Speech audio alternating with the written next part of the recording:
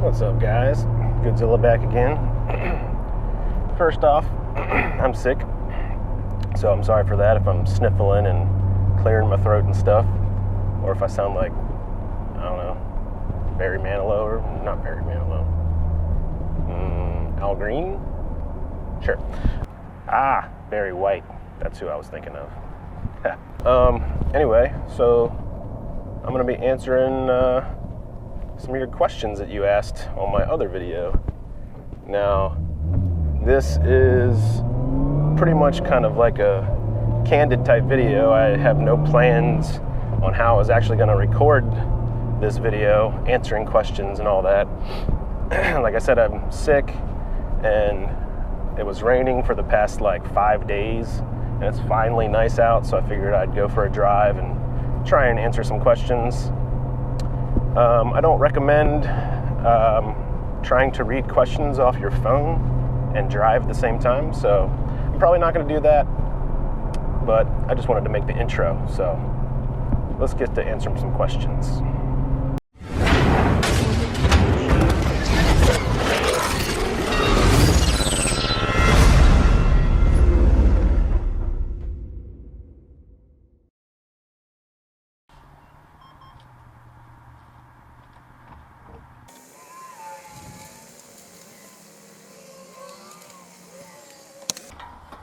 It's windy out here.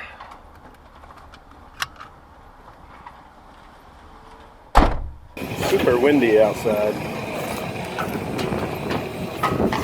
You guys like the new stickers? I got them available.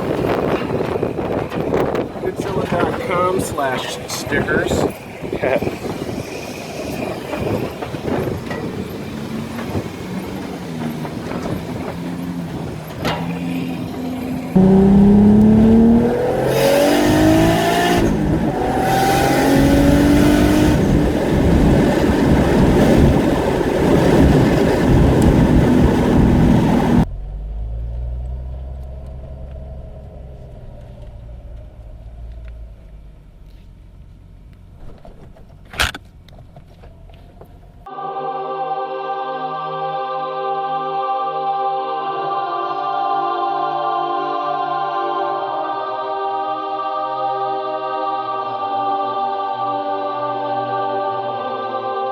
Alright guys, so first question, just kind of randomly went through all the stuff.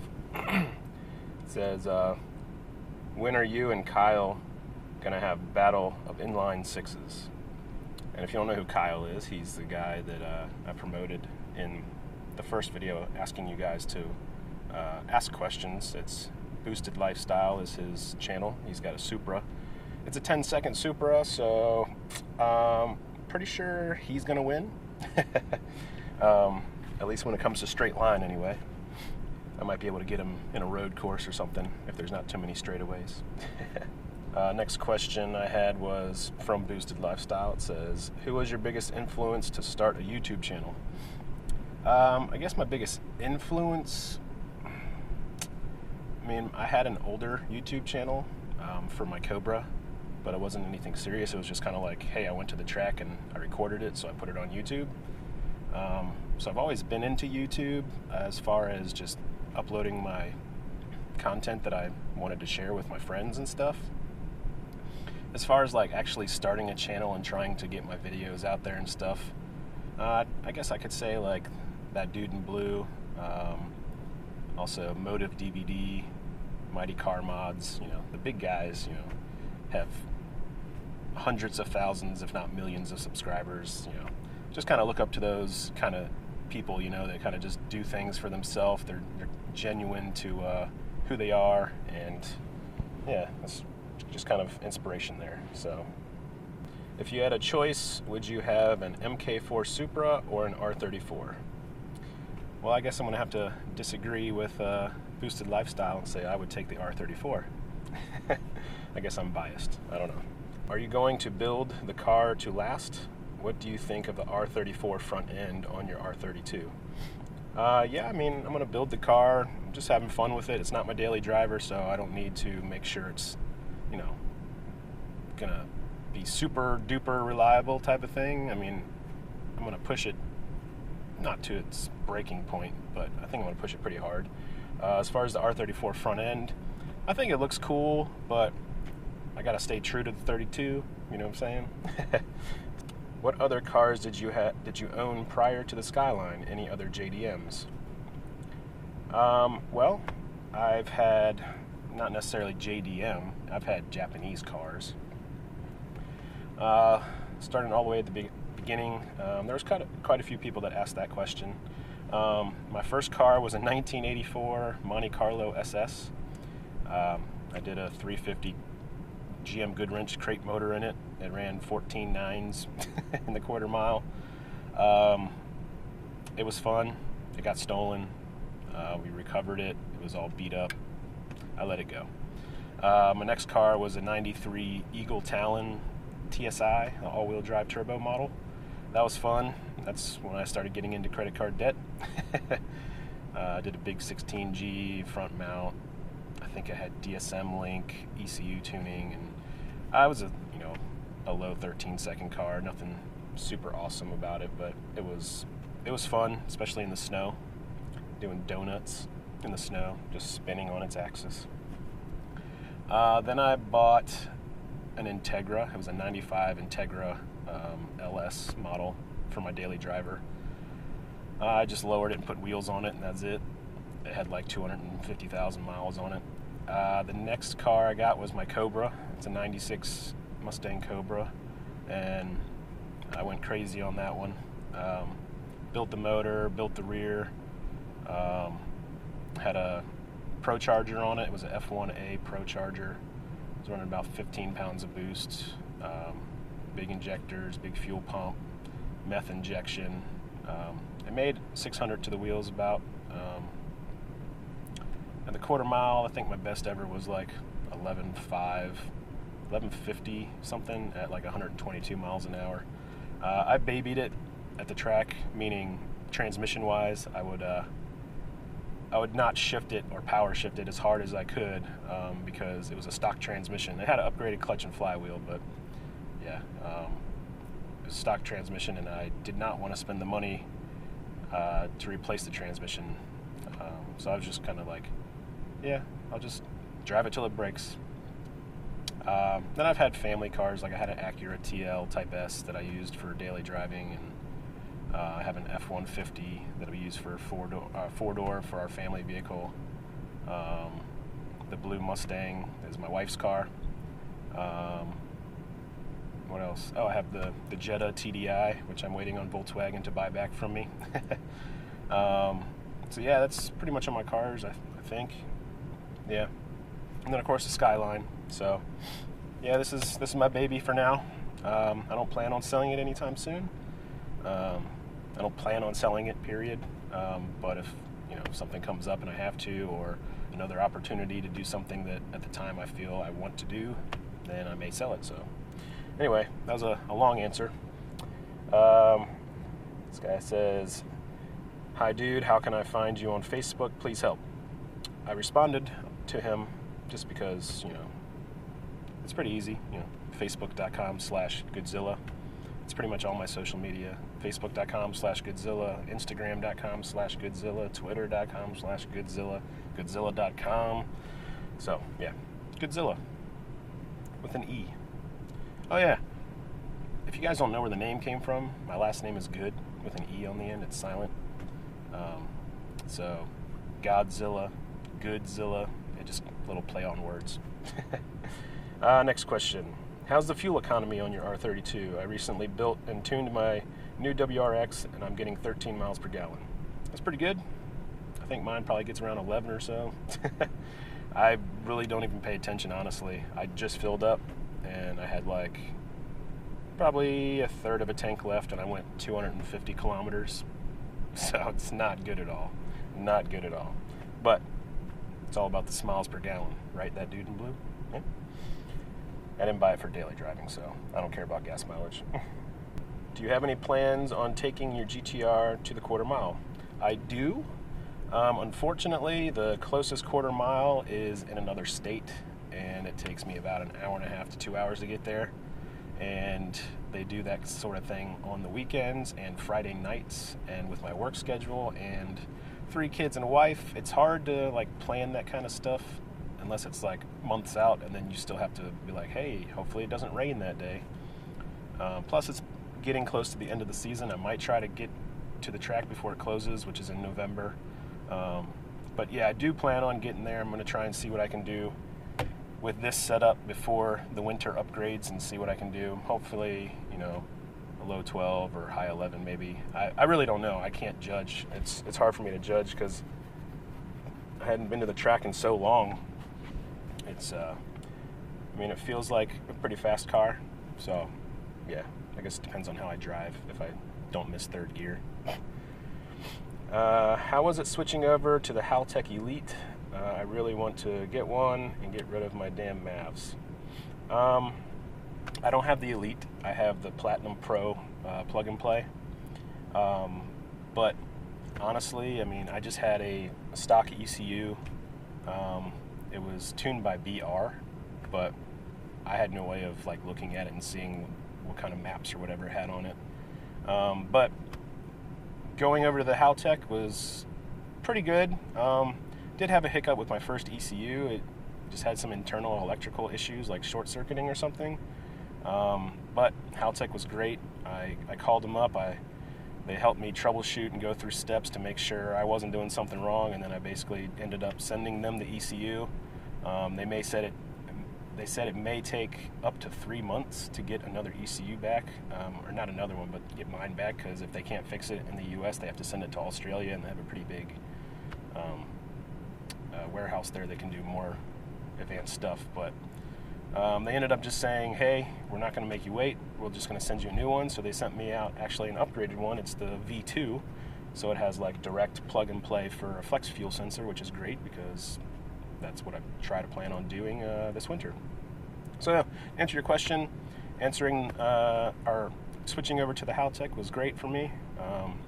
Getting the map tuning instead of the MAFs is pretty much the way you want to go. I don't have to worry about any kind of boost leaks, because if you have a boost leak after the MAF, then it really screws up. But if you have a boost leak without MAFs when you're on map tuning, then the sensor that you use will still read whatever actual boost is getting into the motor, so your car will still run the way it's supposed to. It may be harder to find a leak, but I like it. I don't have to worry about recirculating my blow-off valve. I actually blew off an intercooler piping once and the car still ran great. Obviously it had no boost, but I could drive it home and fix the intercooler piping and I was good to go. If you were on a MAF setup, your car would probably not want to run because it's sucking in all that air, and it's like, hey, where is it? Oh, well, I'll dump all this fuel for the air that is supposed to be there, and then you just drown your car out and it dies. So anyway, yeah, it was great. Be planning to keep the Hikis, use a lockout kit like Tomei or Driftworks, or remove the whole system full Driftworks kit. I actually have a Driftworks eliminator kit. Plan on doing that this winter as well. I plan to remove the stuff completely. I'm going to try and get that big pump out of the side underneath the intake manifold. We'll see how that goes, try and remove all the lines and all that. So that's the plan. What made you get a 32 over any other car that could have imported, and how long have you wanted one? Also, are you a fan of the R31s, which he has? I wanted to import the 32 since playing Gran Turismo as a kid or a teenager, but it was illegal in the United States. So I pretty much wanted a Skyline, ultimately the R34 Skyline, but still not legal to get one. And the R32 is the original. So yeah, I could get one, and I really wanted one, so I bought one. The R31s, they're pretty cool. Honestly, I didn't even really know there was an R31 until after researching how to get the Skyline. I knew there was earlier models, but I didn't know specifically the R31. I think they look pretty cool. You know, they got that late 80s vibe to them. You got the boxy and then the pointy, and it's pretty cool. But obviously I like the 32, so that's why I got one. Was that a single turbo kit, or did you piece it together? It was sort of a kit, but then I ended up piecing it together. Basically, I had not fully committed in my mind and wallet to doing the single swap. Then I came across a kit that was pretty good for the money. Obviously, it was Chinese turbo, Chinese wastegate, stuff like that. And I went ahead and did that, thinking in my mind that I was like, hey, I'll just run this because I really want single turbo. I have the Haltech. I've got legit parts other than the Chinese turbo and wastegate. And then I will, replace the turbo if it blows up. But then I was like, you know what? I really don't want to have to go get retuned for a different turbo and all this stuff. So I basically just like, all right, wallet, let's do this. And then I bought the Precision 6266 ball bearing turbo. If I were to do it again, I would have gotten probably like a 6-boost manifold that was twin scroll. Right now I have single scroll. And then I got the Precision wastegate. And if you go back and look at my single turbo video, you'll know that I added an extension to the downpipe, which actually came with the kit that I bought. I don't recommend the kit that I got. That's why I'm not really saying who it came from, because I had to grind down my motor mount bracket to get the manifold to fit, because it was made for a 240 SX with an RB26 in it. So yeah, if I were to do it all over again, I would go with the 6-boost manifold and straight away get the Precision turbo and all that.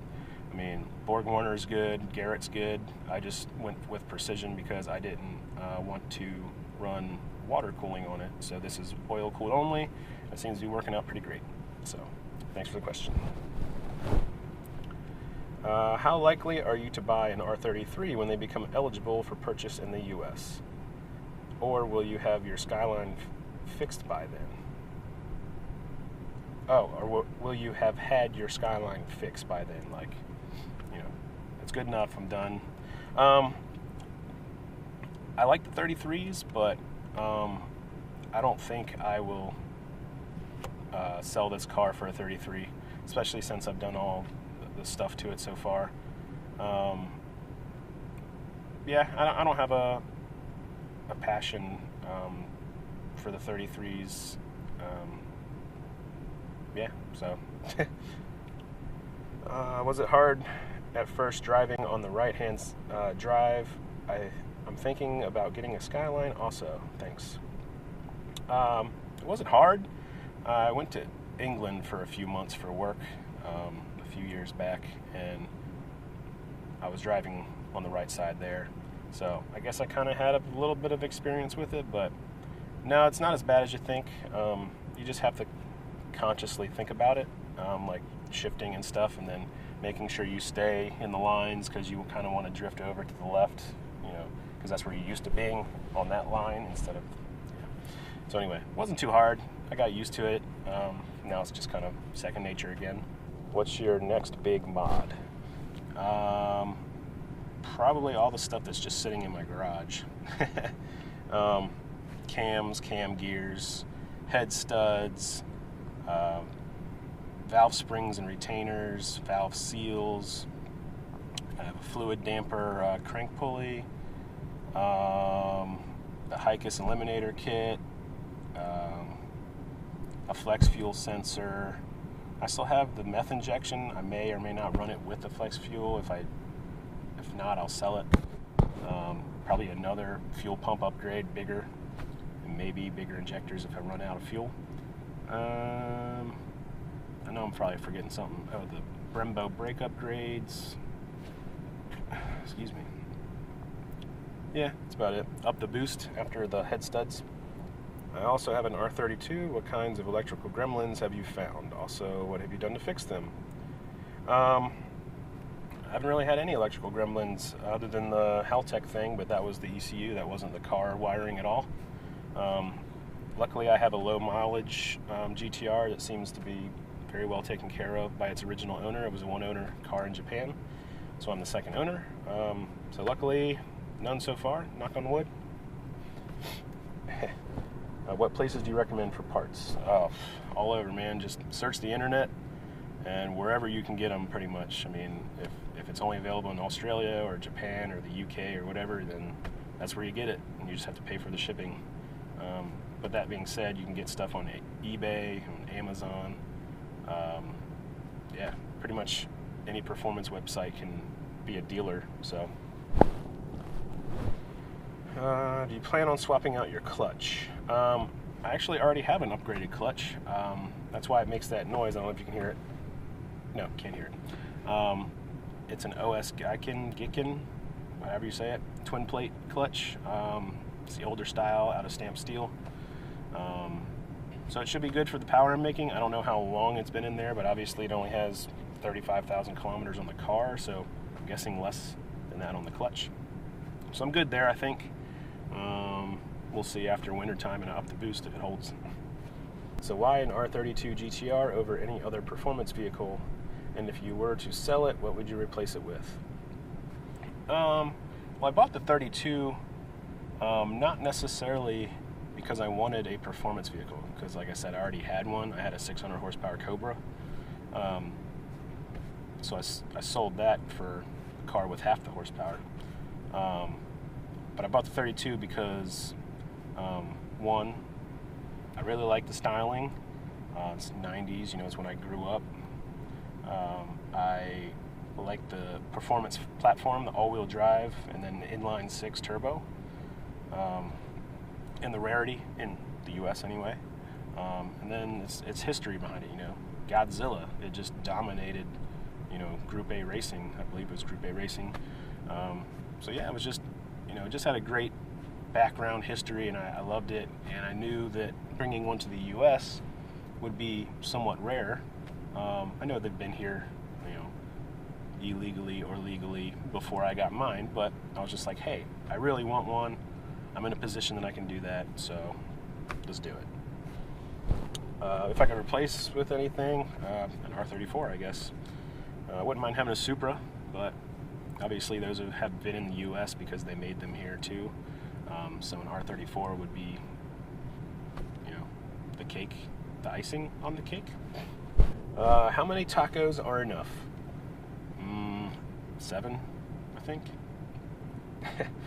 Serious question. Have you ever had any issues regarding your headlights? I noticed that your right-hand drive configuration and the lights angles cast off mainly to the left, which is oncoming traffic. I haven't really had any issues with that because the headlights aren't really that bright. Plus, actually, as some of you may know, in my earlier videos, I was talking about doing a retrofit for new projectors, which I actually got left-hand drive version of those, so it has the cutoff beam. Let me see if I'm doing this right. That way, so that it shines more high on the right side. I still haven't finished that because I started the single turbo project, and then it's just been snowballing from there. And yeah, they're just sitting. My main headlights, the ones in the car, are actually backup headlights. That's why one has a crack in it. I don't know if you've ever seen it, but yeah, it's not really a problem because these headlights aren't that bright, so no one's ever flashed me like, hey, why do you have your brights on? So anyway, once I get my retrofit done, then it won't be a problem anymore because I'll have the US version of the projector cutoffs, so that'll be cool. What size turbo are you running? How much boost? How much wheel horsepower are you making? 6266 precision. How much boost? 17 psi. How much wheel horsepower? 436 horsepower to the wheel. I have a dyno video. Check it out. Why do you still have fake TEs? He's referring to Volk TE37s. I don't have fake TEs. I have Rota grids, which are a replica of the TEs. One, because I don't plan to ever track the car, meaning like road course circuit racing. So I have no need for a forged wheel that is made for that costs 3 times as much as I paid for these wheels. I just like the way they look. I had rotas on my Integra, and I had rotas on my Talon, and I never had an issue with them. Like I said, it's preference. So Rota actually makes OEM wheels for people like Mercedes and Volkswagen. they're actually a really good wheel maker. I don't know why they hate on them, but anyway. When are you going to shave your face? Never. Do you plan to install a video of the Hikus Eliminator kit from Driftworks? I do plan on doing that and look forward to it. What's up, man? Curious what field of work you're in, and what if any upcoming mods besides the E85 are you planning? Well, I already said what I was planning on doing. My field of work, I am a systems engineer.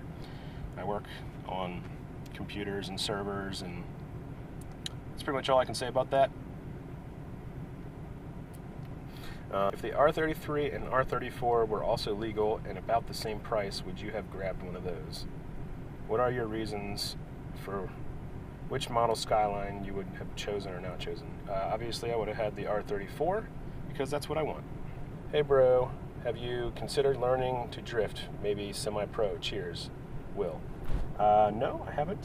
I really haven't considered it because I don't have the time to do something like that. I have a full-time job and 3 kids, as I mentioned. They're all young. You know, they're 6, 4, and 2 almost. So yeah, I've got a ways before I can have any kind of free time to do something like starting a drifting career. Just want to say thanks for making a very informative channel on Skyline GTRs. Thank you. And keeping it real. Do you have any words of wisdom for anyone interested in modifying cars who's never done it before? Well, I mean, I pretty much just learned kind of like by doing. My dad was always a pretty hands-on guy. He was pretty handy, always fixing stuff around the house and working on the car by himself and stuff, so I just kind of learned from him. So when I got my own car, he definitely did most of the work and I kind of watched, but then I got more hands-on and helped him. We actually got an old 59 Chevy Apache pickup truck that I was gonna try and help him work on. I know I did a little bit of stuff, but that was kind of right when I turned my 18, and I was just like, hey, I want to go do my own thing now. So anyway, words of advice, yeah, just, I mean, if you don't feel comfortable doing something, I would say research it, maybe look for YouTube videos on how to do it and just kind of learn it gradually, or you go to like a VOTEC center or a school for automotive stuff. I do recommend, if you can afford it, if you plan on highly modifying your vehicle, get a separate vehicle for daily driving. I've learned from that mistake back when I had my Monte Carlo and my Talon. So, yeah, that's my words of advice. Besides the GTR, what is your favorite car? Oh man, I have a lot of them. I like the Viper, I like the Mustangs, Supra. I mean, any cool car. Like, really, I'm not really biased towards any American or European or Japanese. I'm a car enthusiast. I like all cars that, you know, are done right, and even if they're done wrong, I mean, I'm sure the owner has, you know, their reasons for doing what they did, and, you know, that's whatever. I mean, sure, I can be objective, judgmental, but I like all cars that are done right. So I guess that's my answer for that. How old are you? I'm 33. Is it expensive to own and maintain a GTR? Also, have you ever driven a GTST? I guess in general, it can be expensive. I guess it's all relative. Something expensive to one person may not be that expensive to someone else, you know. That being said, if you buy a GTR, it is a 20-plus-year-old car, so you have to be prepared to have some room in your finances to fix anything that may come up, like axle boots breaking, or fuel pumps going bad, or belts breaking, or, you know, wiring harnesses going bad, and just stuff like that. So like I said, I guess it's all relative. I mean, a GTR as compared to another vehicle like in the US, yeah, I guess it would be more expensive because the parts aren't really readily available here. You can still get them online, but you're going to pay more for shipping and you know, the GTR tax, as I call it. I have driven a GTST. My brother-in-law, he's in some of the videos. He's got the black GTST. It's pretty fun. I didn't try to go drifting it or anything. I just drove it down the street and around and back home, and it was pretty fun. It's definitely got some good pickup to it. How soon do you think you'll get kicked out of the house for spending all that cash on the R32? Well, luckily I have a loving wife who understands my passion for going all in on stuff sometimes. Also, I make pretty much 95% of the money, so I think that gives me a, you know, I wouldn't say right, because when you get married, you kind of just, you know, what's yours is hers, what's hers is yours type of thing. She's, you know, raising our kids, which is priceless to me. She does work part-time, but that being said, I don't think I'm going to get kicked out of the house anytime soon. Who did you buy your car from? Would you recommend them now that you own the car? What are the difficulties you ran into getting the car in the U.S.? Did you pay for the car all at once, or did you finance it? If you did a finance company, I didn't. Do you recommend that finance company? No. It's a long question. If you could pick a different car, I already answered that. Okay, so who'd you buy my car from? I got my car from an export company called Pacific Coast Auto in Japan. I would recommend them. The owner, Derek, is a great guy. He answered all my questions. They're a smaller company, but they're great to work with. I picked that company because he had a presence on YouTube, and I knew he was a real person, and that I could contact him, and that he spoke English. So, did you pay for the car all at once? I did, and I didn't use a finance company. So, yep. I have 3 questions. Have you changed out your steering wheel assembly, and if so, what have you installed? I have not changed it out. I do plan on changing out. I have an NRG whole setup, you know, the hub, the quick release, the steering wheel. Excuse me. But I don't plan on doing that until I do the Hikis Delete, because there's a steering sensor that can make the Hikis act funny, and the NRG hub that I have is not compatible with that. So, have you done anything for anti-theft other than just keeping the car in the garage, parking other cars in front of the garage, so even if the garage was open, you couldn't get out? Not really. I plan on doing, like I said, the removable steering wheel. I plan on putting a GPS tracking unit in it, and of course I may or may not have some hidden switches to disable stuff so that you can't start the car, but that won't stop someone from stealing it if they have a tow truck or something. Have you found any good replacements for stock handbrake cover? Mine is worn. Well, not really. Mine is in pretty good condition. The car was a grade 4 with an interior of B, so all my leather and dash and everything are pretty good. The only thing that's wrong right now is this little cushion on the side here. I don't know if you can see it in the video, but it's starting to come off. I need to get some spray adhesive and fix that. What oil pump do you run? What are your thoughts on how to prevent oil issues in the RB26? Right now I have a stock oil pump. I have an N1 pump sitting in the garage for whenever I get around to putting that in. I plan to either do a spline drive kit, which is pretty cool, but it requires you to take the crank and get it machined and have the spline drive press fit onto it and stuff, so it's a lot of work, a lot of stuff to get done. You can also get like a Tomei oil pump. So my battery died in my GoPro.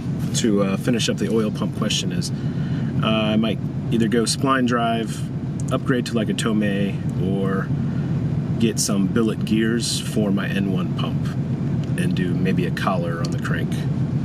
Question: for a street legal last ever made R34 GTR, an R32 GTR V-Spec 2, and a lifetime supply of engine oil, would you park off your GTR for 2 years and exclusively drive a rusty, beaten-up pickup truck.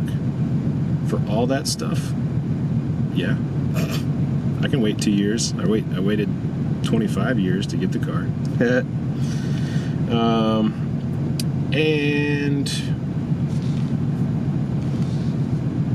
And the last question, where do babies come from? From vaginas, I think. Well, guys, thanks for watching. I really appreciate all the questions. Maybe I'll make a part 2 of this. If you guys want to ask some questions down below, I can do another Q&A session. If you're interested in any stickers, go to my website, GoodeZilla.com/stickers. I got the new GoodeZilla holding a turbo design. Also, GoodeZilla.com/shirts if you want a shirt. Anyway, as always, like, comment, and subscribe down below, and yeah, see you next time.